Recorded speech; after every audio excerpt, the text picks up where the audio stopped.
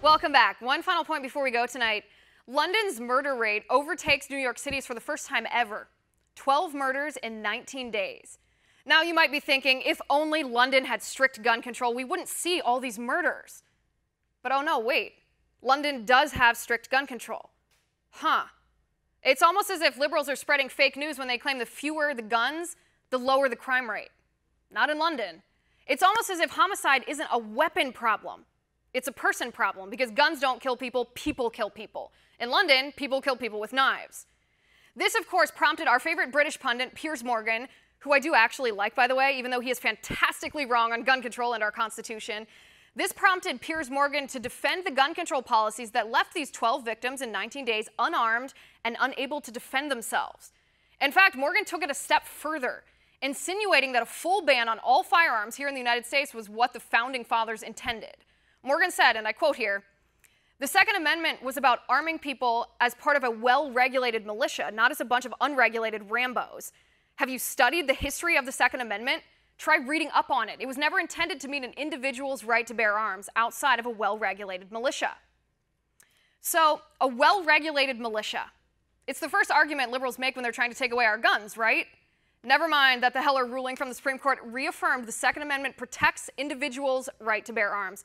Let's take a quick look at history, like Piers suggests, at the history of our Second Amendment. Let's talk about the meaning of a well-regulated militia. First of all, we have to start with the obvious question. Where did the Founding Fathers ever write or indicate that the Second Amendment wasn't intended to include individuals' right to bear arms? Or that a well-regulated militia excludes individuals? Mr. Piers Morgan, if you've got a piece of history somewhere that we haven't seen, please share. Looking at the context of the time when the Second Amendment was written, well-regulated by the federal government would have been contradictory to the entire point of the Second Amendment, being necessary to a free state that distrusted national government, and for good reason.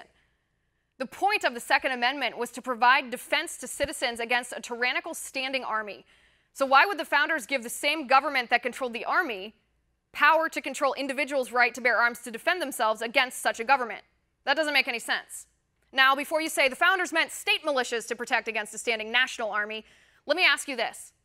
If the founders meant state militias only and not individuals' rights, why didn't they say so?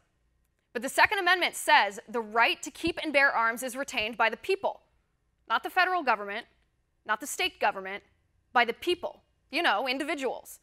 In the context of the times and the usage of well-regulated, the phrase indicates the freedom of the people to self-regulate or organize themselves individually or with others as militia.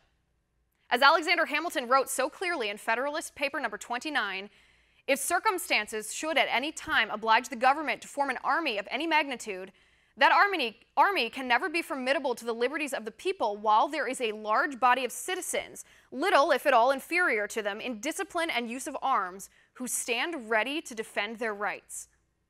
It's a little ironic then, isn't it, that 241 years later, since America fought for her independence from a tyrannical British crown, that a British man is still trying to convince us that we have no right to bear arms.